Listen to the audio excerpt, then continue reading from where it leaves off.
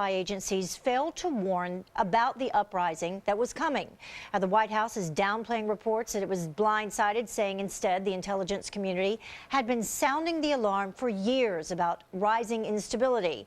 So what should spy agencies focus on next in the Mideast? Jamie Smith, he is a former CIA officer, and he is the CEO and SCG of SCG International. Let's get that right. That's a global security firm. Thanks for joining us, Jamie. Thank you, Heather. Good evening. Well, the first question, we should explain to people exactly what does, say, an intelligence organization like the CIA, what do? They receive a budget of $80 billion a year. That's the CIA, or the intelligence community as a whole.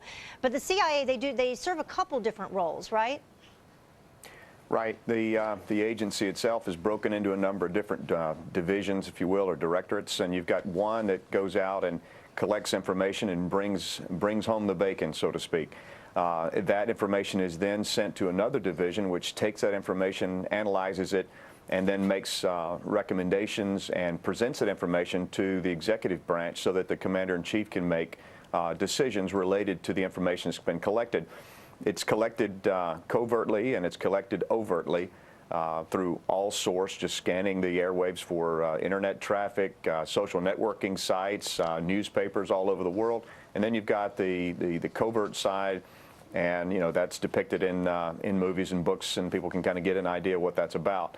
So that's generally what that agency is responsible for. So the question here would be the first that you referenced, the long-term intelligence that they carry out, and some question as to whether or not they were able to withhold that balance between the two.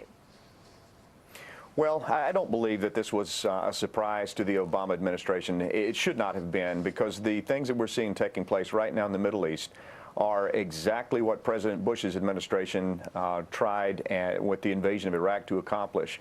That was an attempt to inspire democratic change across the Middle East. So that foreign policy effort was made with the invasion of Iraq back in 2003. And we've seen that was a goal, and we see it taking place all across the region right now.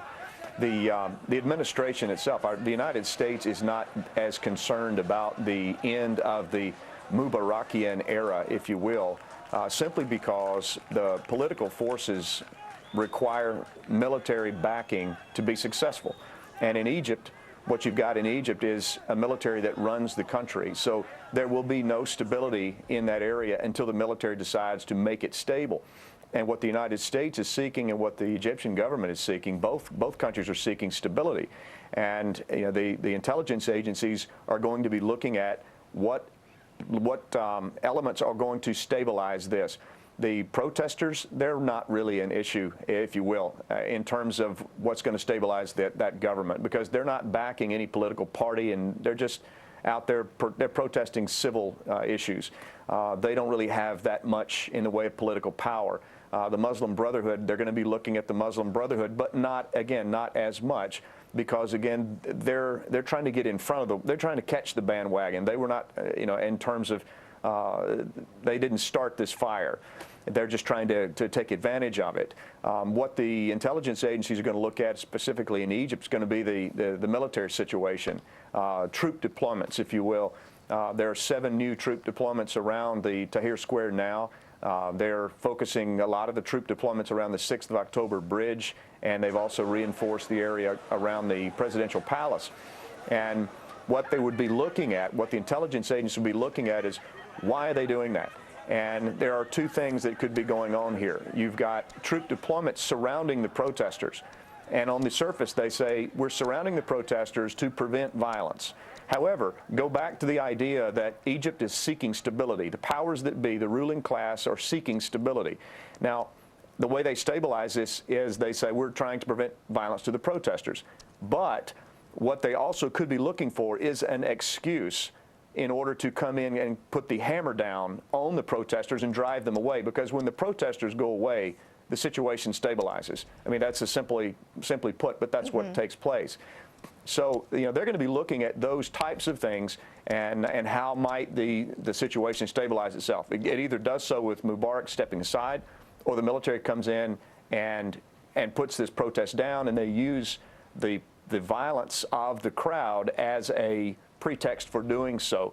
And they might say we're protecting government buildings, or there was a threat to life and we had to come in and disrupt this and break this up. So that may be why you see the military positioning in the way they are. All right. Thank you very much, Jamie. We appreciate you joining us.